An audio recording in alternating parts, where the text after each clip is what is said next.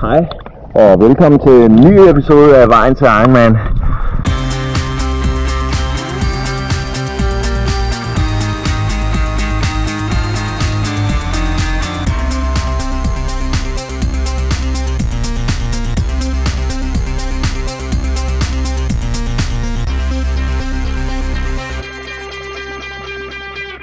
Vi er i fuld sving med vores sidste træningsblok på 3 uger inden Copenhagen Ironman, og det her det er den første af de uger.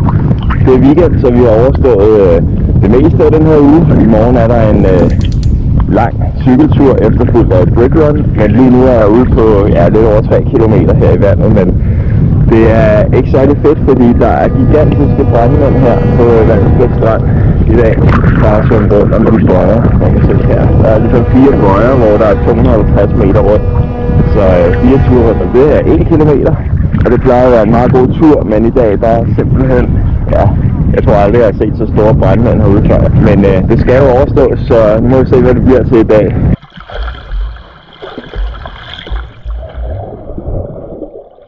Fast forward til dagen efter, fordi det blev ikke til særlig meget svømning derude. Der var simpelthen for mange brandmænd, så jeg svømmede kun omkring de 1000 meter. Og så hoppede vi ind begge to, både Rikke og jeg. Der er jo bare en masse ting, som vi ikke rigtig kan styre. For eksempel sådan noget som brandmand og vejret her. Så i dag skulle den egentlig have stået på en 5 timers tur udenfor på cyklen, efterfulgt af en breakrun, men det er simpelthen styrtet ned hele dagen. Lige nu er det ret tørt, men klokken er også næsten 9 om aftenen, så det er først nu, jeg sådan rigtig har bevæget mig ud. Det betyder altså, at vi tog endnu en gang en af de lange træningspas på Zwift og på hjemmetræneren. Jeg har forsøgt med 5 timer, men jeg kunne simpelthen ikke holde det den her gang, så det blev til 4 timer og cirka 20 minutter. I det, som jeg håber kunne være en Ironman pace, som hedder omkring de 200 watt. Jeg tror, jeg ramte 198 watt i gennemsnit, og jeg fik samtidig testet min nutrition-strategi ud for Ironman racet. Det er altså ikke helt det samme at køre indenfor, som at køre udenfor, så det skal testes i løbet af de næste par uger her endnu bedre og ude på ruten. Planen var, at jeg skulle have løbet et brickrun lige efter cyklingen, og det prøvede jeg også. Men da jeg kommer ud, så er der et eller andet under min fod, der bare sætter sig, og så gør det bare ondt. Sådan en meget, meget skarp smerte lige under foden ude i højre side. Det er så blevet en del bedre nu her hen ad aftenen, men sådan er det jo nogle gange, så må vi bare lave lidt om på vores planer. Det er altså ikke hver gang, vi kan ramme præcis, hvad der står i træningsplanen. Det her, det konkluderer altså uge 1 af den sidste blok. Den første uge her har budt på cirka 17 timers træning, aktiv træning med 9 timers cykling, 4,5 timers løb og næsten 1,5 til 2 timers svømning, så vidt jeg kan huske. Og så lidt styrketræning også. Så træningsblokken er ligesom skudt i gang her, men det bliver jo kun værre her de næste 2 uger, hvor vi virkelig trapper op, så der får den altså alt det sidste, som den kan trække. Hvis du godt kunne tænke dig at følge lidt mere detaljeret med i min træningsplan og hvordan jeg træner og uge for uge, så kan jeg anbefale dig at gå ind og følge mig på Strava, hvor jeg lægger alle mine træningspasser op. Samtidig så kan du også følge mig ind på Instagram, hvor jeg begyndte at lægge recaps op for ugen, der gik. Så hver uge lægger jeg ligesom op, hvor mange timer jeg har trænet, og hvor meget af det ene og det andet, jeg har løbet. For eksempel de længste ture og så videre. Du finder links til begge dele nede under videoen her eller inde på kanalen. De 2 kommende uger her, der vil være fuld fokus på at få kørt en masse kilometer på cyklen og få løbet en masse kilometer op. Jeg vil gerne op og have løbet mere end 60 kilometer i den sidste uge. I den her uge er jeg oppe på omkring de 50 eller lidt over. Så der er altså sket lidt af en kurve i mit løb, men det går umiddelbart fint indtil videre. Så det er det, der er fuld fokus på. Grunden til, at der ikke er så meget fokus på svømning, det er fordi, jeg føler, at jeg er et sted med min svømning, hvor det skal egentlig bare holde stabilt det niveau. Og netop det her med at være lidt bedre til nogle discipliner end til andre discipliner, det er noget, jeg godt lige kunne tænke mig at vende i den her episode, fordi jeg tror for langt de fleste vil det være sådan, at man har en præference for en af de 3 discipliner, og så er man måske mindre god, eller måske har man endda aldrig prøvet nogle af de andre discipliner. Og jeg tror muligvis, der kunne sidde en del mennesker derude og holde sig lidt tilbage med triathlon, fordi de tænker, men jeg kan ikke finde ud af at svømme, det har jeg aldrig prøvet før, eller jeg kan ikke cykle, eller jeg stinker til at løbe, eller sådan noget. Hvis du skulle sidde og have det sådan, så vil der altså komme en anbefaling herfra om, bare kom ud og prøv det en gang, meld dig til En af de små stævner, som for eksempel 4.18.4, som foregår i ugen op til Ironman, hvor man kun skal svømme 400 meter, cykle 20 km og løbe 4 km. Det er en virkelig god måde at komme ud og prøve stævnet på. Du behøver ikke alt muligt udstyr. Du kan cykle på din gamle havelåg, og du kan svømme uden våddragt og bare løbe stille og roligt, eller gå ruten, hvis det er det, du har lyst til. Det handler bare om at have det sjovt og prøve at komme ud og prøve triathlon. Fordi hvis du fanger interessen for sporten, så er det altså en virkelig fed disciplin, hvor det lige pludselig handler om at dyste i 3 discipliner. Så hvis du er semi-dårlig til nogle discipliner, jamen så har du altså din favoritdisciplin, som du kan bruge til at rette op på de tider, eller den tid, du mister på de andre discipliner. Det sjove var, da jeg startede med min første triathlon, der troede jeg, at løbet, det var det, jeg var allerbedst til. Fordi jeg kommer fra en løbebaggrund, jeg har spillet fodbold.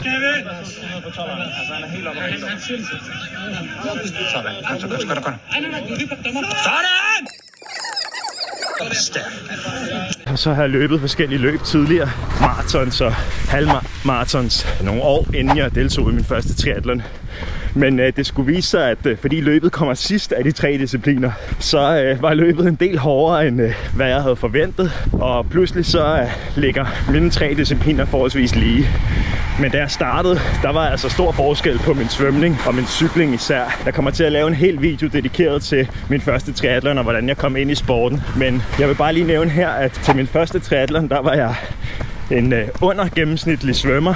Det vil sige, at jeg kunne slet ikke finde ud af det. Jeg kunne ikke engang svømme crawl, det gik overhovedet ikke. Så kørte jeg på en havelåge og holdt over 20 km, et snit på 29 og var fuldstændig smadret.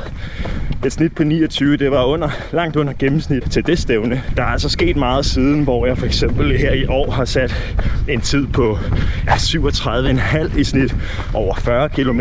Grunden til, at det har rykket sig så meget, er fordi jeg har forsøgt at fokusere på de discipliner, jeg var dårligst til, så svømningen og cykling, i løbet af de sidste 6 år, som jeg har dyrket sporten. Det er bare med at have god tålmodighed, og så fokusere på nogle af de ting, som du ikke er særlig god til. Så forbedrer du altså dine triathlon-tider drastisk, og det vil nok være et af de bedste råd, jeg kan give til nybegyndere i sporten, som føler, at det er nogle lidt langsommere tider, end hvad de havde håbet på, de ville sætte i starten.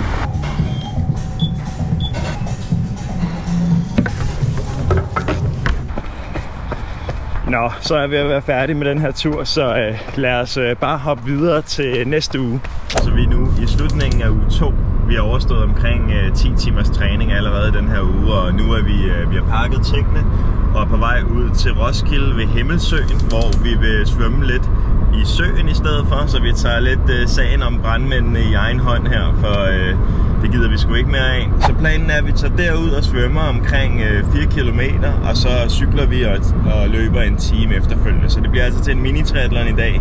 Eller helt mini er det jo ikke, fordi vi kommer til at være i gang i over 3 timer nok, ikke? Så håber forholdene i søen er udmærket. Vi har aldrig været der før, så lad os bare komme derud. Så er vi kommet ud til Himmelsøen området. Søen ligger lige lidt længere dernede af. Vi får for en gang skyld selskab i dag af Jannik og Miki, 2 brødre, som også skal lave Ironman, så indtil de kommer, så vil jeg lige vise en ny våddragt, jeg har købt, fordi den gamle våddragt, som faktisk også var ny, hvis I så i et tidligere afsnit af Vejen til Ironman, den sled simpelthen så meget i nakken, at jeg fik sår i nakken efterfølgende, og så kom der samtidig vand ind, så den sænkede mig ligesom i vandet efter at have brugt den et par gange. Så jeg ved ikke, om det var noget med størrelsen og måden, den var lavet på, men jeg følte ikke rigtigt, den passede til mig. Så jeg har købt mig en ny Orca-dragt. Det er en Athlex Flow, hedder den, som er sådan en mellemklasse våddragt. Så den glæder mig til at komme ud og prøve nu.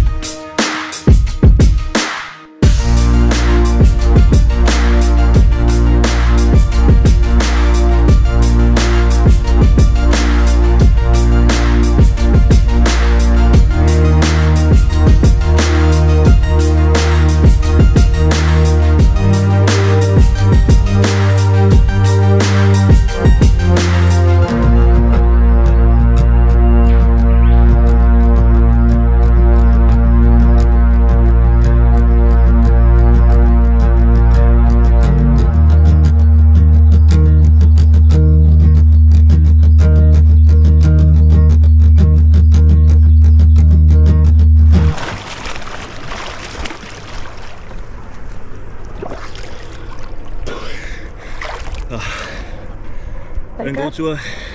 Hvor langt er du svømme? 35-40.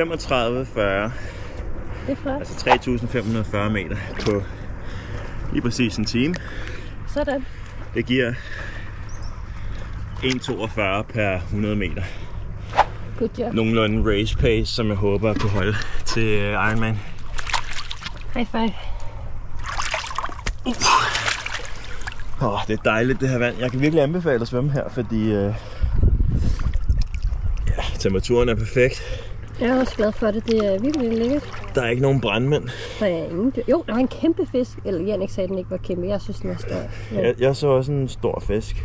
Så nåede vi til Himmelsøen, og vi er blevet joinet af Miki og Jannik, som også skal køre Ironman. Begge to for første gang, ikke?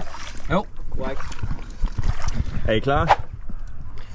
Ja, jeg er klar. Spørgsmålet om han er klar. Så 10 timer herhenne, og 12 timer lige ud. Ja, det rammer vi. 12 timer lige ud. Men det er selvfølgelig først efter poppen i aften. Ja. Vi tager lige Hornbæk Havnefest først, ikke? Ja. Og hvad har vi nede i vandet, Rikke? En fisk? Nej, vi har en 12 timer. Jeg håber, at du fik på den der. Det tror jeg gør. Også en 12 timer. Vi tager den sammen. En 12 timers. 12,5. Ja. Alt under 13. Men vi har været ude at svømme her i Himmelsøen. Man kan svømme sådan en runde. Der er cirka, hvad er der, lige under 2.000, hvis du svømmer langs kanten, og 1.500, hvis du svømmer, som vi gjorde første runde. Og de fleste har svømmet 2 runder. Så var der en, der ikke rigtig gad. Sub 10 svømmer 1 runde, ikke? Sub 10, han svømmer 1 runde. I øvrigt, Jannik laver en masse Instagram og TikTok content, så gå ind og følg ham. Jannik JB på TikTok og Instagram. Og Miki, skal du også have et shoutout? Eller samler du ikke på følgere? Jeg samler ikke på følgere. Ingen følger herinde. Hvis I følger Miki, så lad være med at følge ham. Og så skal jeg selvfølgelig også have nogle følgere, så ind og subscribe og like og følg. Og Rikke Bjørnstad.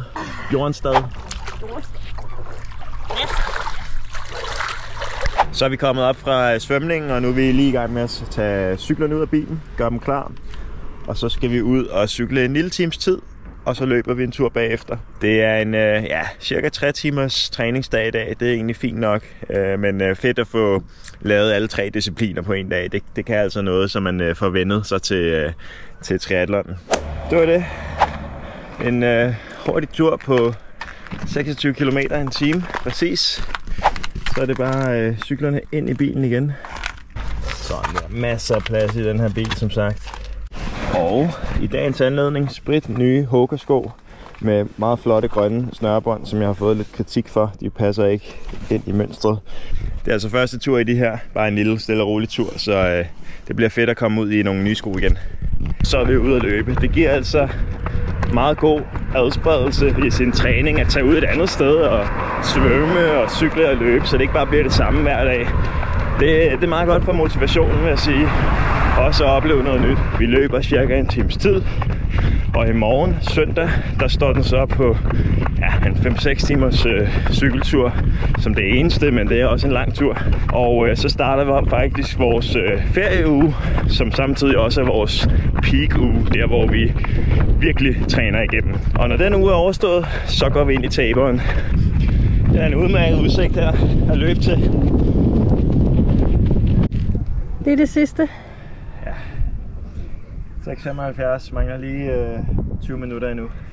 Ja. Det er lige en tur med om søen. Den her dejlige sø. Okay, god tur!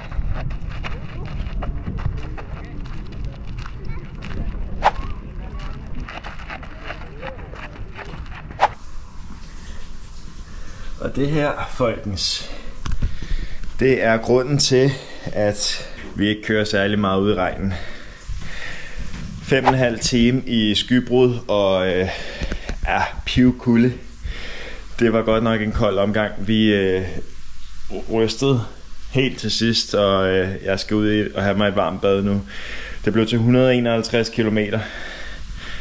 Super fedt, men hold da kæft, det var koldt. Og prøv at se de her cykler, altså vi er nødt til at gå i bad med dem.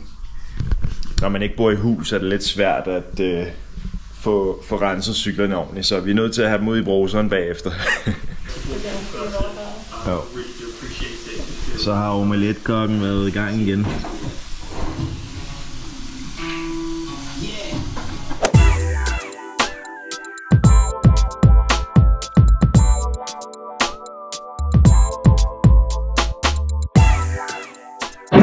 YouTube Special Edition. Jeg venter på Kevin og sin cykel.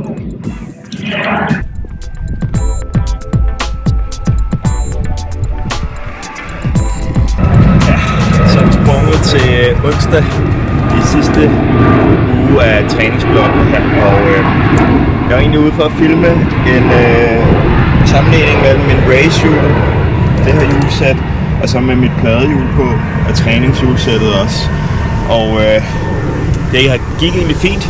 Tog en første runde herude på Amager med træningshjulene, og så bagefter med de her hjul, men vinden den er skiftet fuldstændig, så dataen kan overhovedet ikke sammenlignes. Man kunne også se på vindmøllerne og sådan noget derude, at de har ændret retning.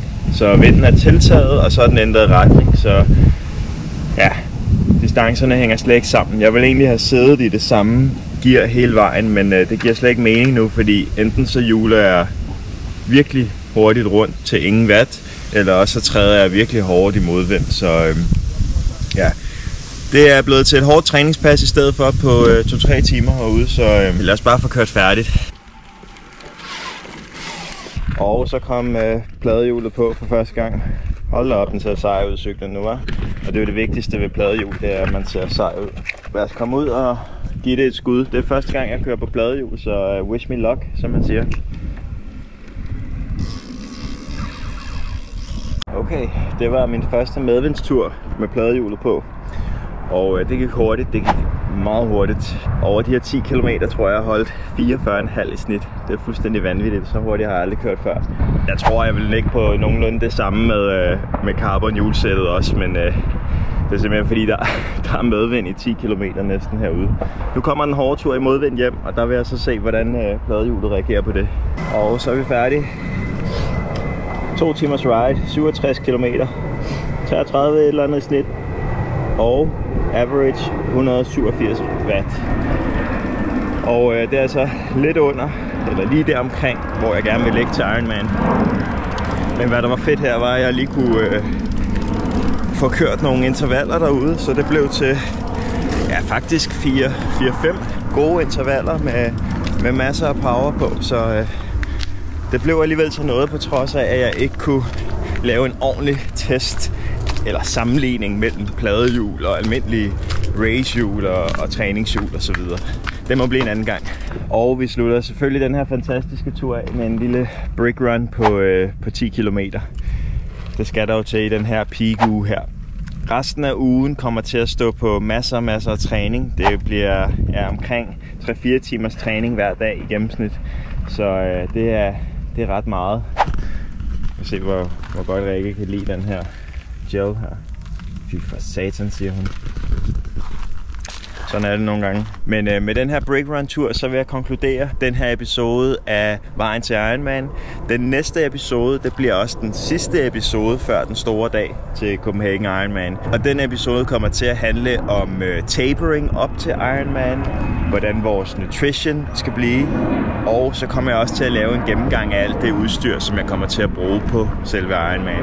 Så husk at subscribe til kanalen, hvis du gerne vil notificeres, lige så snart den næste episode er klar. Og med de ord sagt, så vil vi takke af her fra den her episode, og så ses vi bare i den næste. Ciao!